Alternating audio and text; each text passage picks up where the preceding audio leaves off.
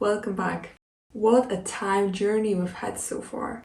And I'm not talking only about all the styles in history of art we've covered so far. I'll tell you a little secret. All the videos you've seen on this channel before this one are recorded last autumn. So it's been exactly a year since I recorded those videos, and only then I started posting them. Now I'm recording it in 2025, so you can see the difference between me a year ago and me now.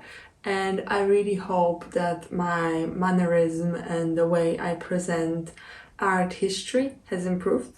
But you're the judge here, so let me know in the comments if my way of presenting has improved over that year. Now, without further ado, let's start with Romanticism.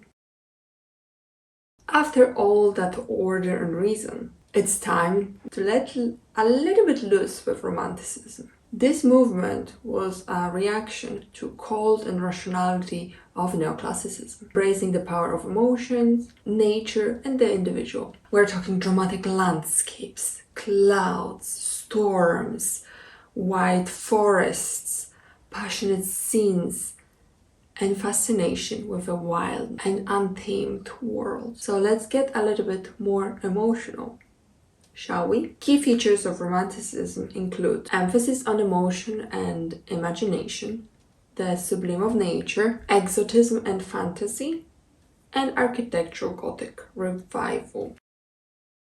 Romanticism is all about feeling, raw, unfiltered emotion. One of the best examples is Eugène Delacroix, Liberty Leading the People, 1830. A powerful, chaotic scene of revolution, with liberty personified as a fierce woman leading the change and charge. The composition is wild and dynamic, full of movement and energy. It's art that makes you feel something deep down there.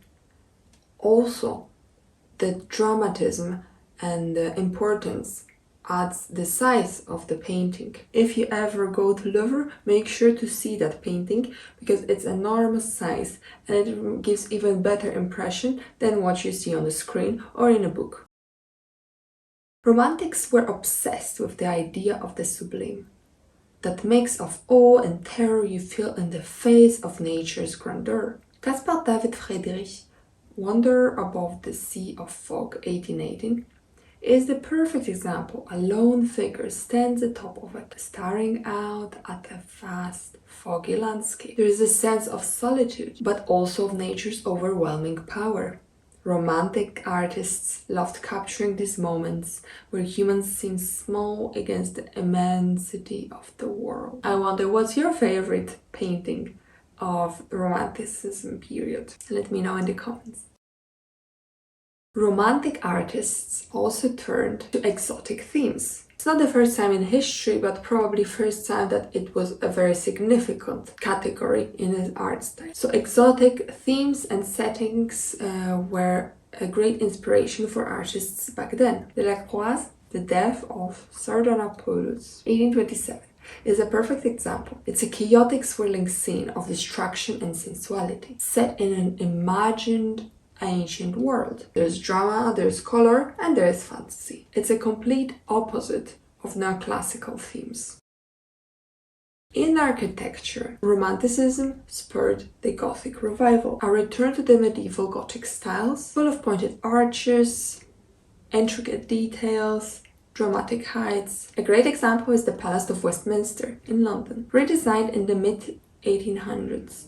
Is a prime example. It's not just a building, it's a monument to the romanticized idea of the medieval past, filled with towers and spires that seem to touch the sky, and at the same time stand out of the background of your typical London's architecture, where Neoclassicism was all about order, logic, and classical themes. Romanticism turned into fantasy, chaos, emotion, and sublime. Neoclassical art asks you to think. Romantic art demands you to feel. This pattern sounds quite similar, right? So it's a recurring experience if you study history of art. There is a logic and mind and there's emotion and heart. Romanticism is less about calm and reason and more about raw power of nature and the human spirit. So Romanticism was a direct response to the rationality of Neoclassicism. These two styles ran parallelly. In a way, you can call that period in European history of art a renaissance of older styles, because both of those art styles refer